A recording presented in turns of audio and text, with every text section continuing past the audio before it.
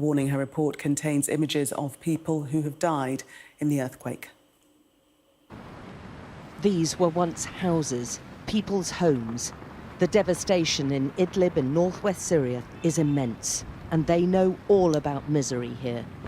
They've endured 12 years of war.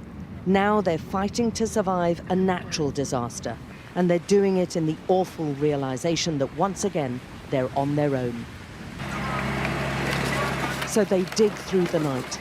The white helmets, so used to pulling people out of bombed buildings, now trying to sift through rubble to find those who survived the war, only to die trapped and terrified in the earthquake. They've just found the body of a 4-year-old boy still in his pajamas. His father can hardly contain his despair and disgust at how he was left to die alone with no help from outside. Who is helping us? In Turkey, they're getting everything. They've made a special air bridge to bring aid from all around the world. But no one is coming to help us. What did this child do wrong to stay 4 days underground before we found him? And the agony's not over yet for him. The white helmets are trying to find his wife and his elder son, who's 10.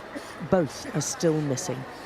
The people here are saying this is a real tragedy because it could have been all so different if they'd been given extra specialist, more sophisticated equipment with which to try and locate these people. Remember, some have already been taken out of here alive, but now the chances of finding anyone else alive are extremely remote.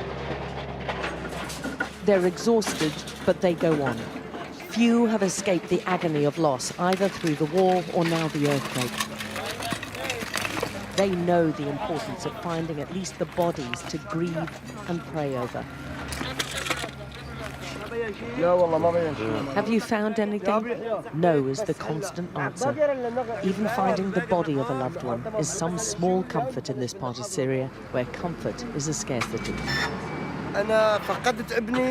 I also lost my son. I feel the same sorrow because I lost family too. I know this man is tortured inside. To find his wife and son is a matter of life or death for me. Two fathers with a bond of suffering binding them together, a common understanding of the agony of losing a precious child. The search goes on all night. The head of the militant rebel group in Idlib turned up to offer support and give a rare interview, and he was blisteringly critical of the world's response. They're taking too much time, and it's costed lives for those trapped under the rubble. We've lost a lot of lives because of the weak response of the international community. They're the ones responsible. He was once a member of the terror group Al-Qaeda before forming his own Islamist militant group, now focused on fighting AQ as well as ISIS and the Assad regime in Damascus.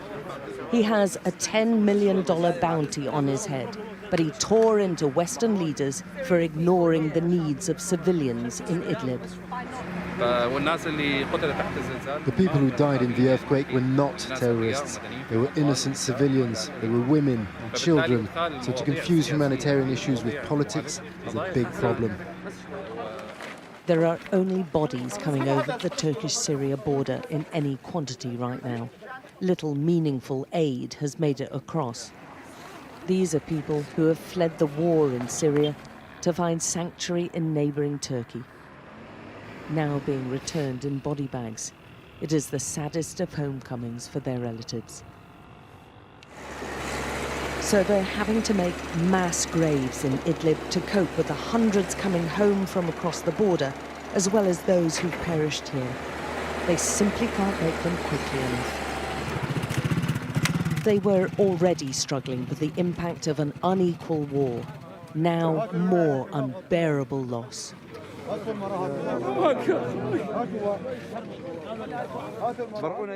A final kiss for a newborn baby, a life cut off before it had even really begun.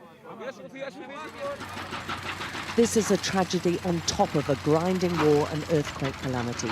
They're talking here of deaths after the quakes caused by poor medical facilities, of the struggle without shelter, of the need for food and water, of the urgency for just about everything. So there is misery upon misery, and the news no one wanted. Salim found his wife and son's bodies, and with that discovery, a whole new depth to his suffering. He's now lost half of his family, 2 sons and their mother. For a child in Idlib, there seems no end to grief. Life for them is all about death. Salim has to somehow console his one surviving daughter, 8-year-old Mace. Calm down, my daughter, he says. Okay, my love? This is God's will. Do you love me? I'll always be with you, he says.